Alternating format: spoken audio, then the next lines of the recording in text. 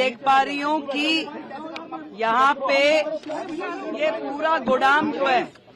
पूरा गोदाम जो है बुरी तरीके से भरा पड़ा है, जिसमें कि इनकी लिस्ट के हिसाब से 458 ऑक्सीजन कॉन्सेंट्रेटर्स यहाँ पड़े हुए हैं, वेंटिलेटर पड़े हैं 146, 36,000 पीपी किट यहाँ पर पड़ी हुई है, और भी बहुत सारे मल्टी पैरा मॉनिटर्स पड़े हैं। इसके अलावा बाईपैप मशीन्स पड़ी हैं, बहुत सारी चीजें, मास्क पड़े हुए हैं, मैट्रेसेस हैं, बेडिंग्स हैं, ये सारी की सारी कोविड के समय से लेके अब तक पड़ी हुई हैं चीजें। और ये एक अस्पताल का मैटर नहीं है, ये हर अस्पताल के गोदाम ऐसे ही भरे पड़े हैं।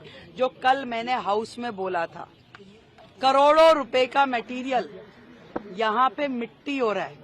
आज यदि हम किसी एक्सपर्ट से इसे दिखाएं भी तो भी ये यूटिलाइज होने की स्थिति में नहीं है। ये केवल आपके गोदाम भरे हुए हैं आज की डेट में, जिसे आप इस्तेमाल नहीं कर सकते। कोविड से लेके अब तक आप मानिए कि 458 ऑक्सीजन कॉन्सेंट्रेटर्स एक अस्पताल में पड़े हैं।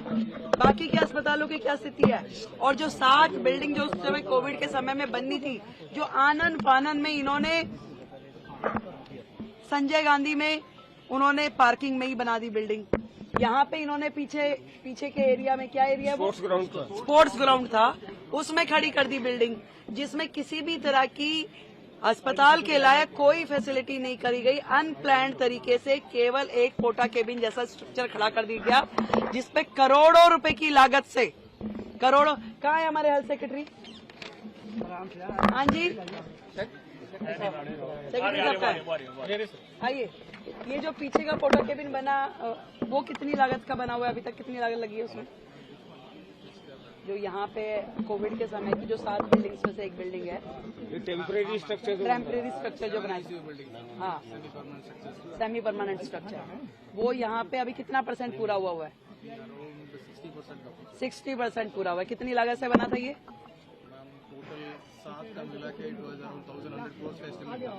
1,100 करोड़ का एस्टिमेट था, जो कि उस समय का शुरू हुआ 60% पे आज भी है। कोविड में बन नहीं पाई। वो सारे के सारे जो थे सेमी परमानेंट स्ट्रक्चर जो थे, 7 में से एक भी बिल्डिंग पूरी नहीं हुई, और वो 1200 करोड़ से ज्यादा की लागत की पूरी सातों की सातों बिल्डिंग थी। और आज की डेट में अगर उसको रिवाइज एस्टिमेट भी माने तो लगभग 2000 से ऊपर तो 6 महीने पहले का इनका एस्टिमेट था। आज की डेट में अगर मैं समझूं, अगर हम उसके ऊपर 2,500 करोड़ भी खर्च कर दें तो वो बिल्डिंग हमारे लिए अनयूटिलाइज्ड है, क्योंकि उसमें अस्पताल में होने वाला जो इंफ्रास्ट्रक्चर है उसके पैरामीटर फॉलो ही नहीं किए गए। मैम, केवल इस हॉस्पिटल की बात है जिसमें आपने बताया कि 2,500 करोड़ लेंगे, या वो सभी हॉस्पिटल? वो 7 बिल्डिंग जो उस समय सेमी परमानेंट स्ट्रक्चर बनाए गए थे, उसमें से एक बिल्डिंग ही है। यहाँ की बिल्डिंग की कॉस्टिंग कितनी है?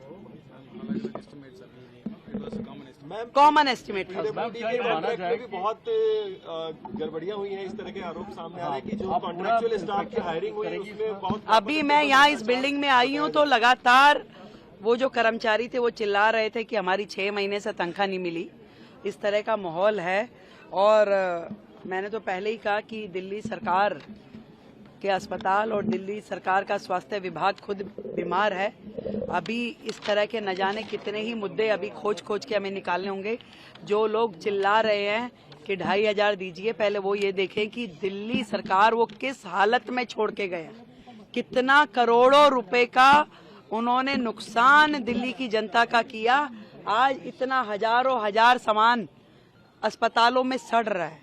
ये एक अस्पताल की बात नहीं है, ये सारे अस्पतालों में इससे बड़ी सूचियां पड़ी। आपने खुद पूरे के पूरे उसकी गोदाम की हालत देखी, आप बिल्डिंग की हालत देखिए। कर्मचारियों को तनख्वाह नहीं है, अंदर इंफ्रास्ट्रक्चर नहीं है, चीजें नहीं है। इस बीमार हालत का जिम्मेदार कौन है भाई? आज हमें तो इस स्थिति में आप देखे जा रहे हो।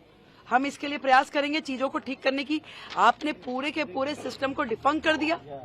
आज वो अस्पताल जिसमें हजारों मरीज रोजाना आते हैं, वो इलाज नहीं पा रहे। बेचारे डॉक्टर्स एम्बेरस है।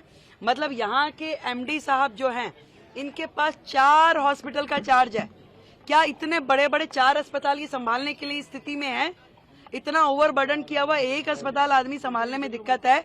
आज जो रिक्रूटमेंट होनी है आज जो उन्होंने भर्ती करनी थी डॉक्टर्स की, एमडीज की, वो सब नहीं किया, उस सबको गड्ढे में डाल दिया।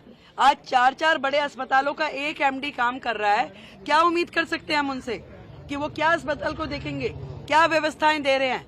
ये जो आम आदमी पार्टी की सरकार है, केवल और केवल चैनल्स पे नोटंकी करने के लिए है। काम करने की दृष्टि से उनका हेल्थ मॉडल, उनका एजुकेशन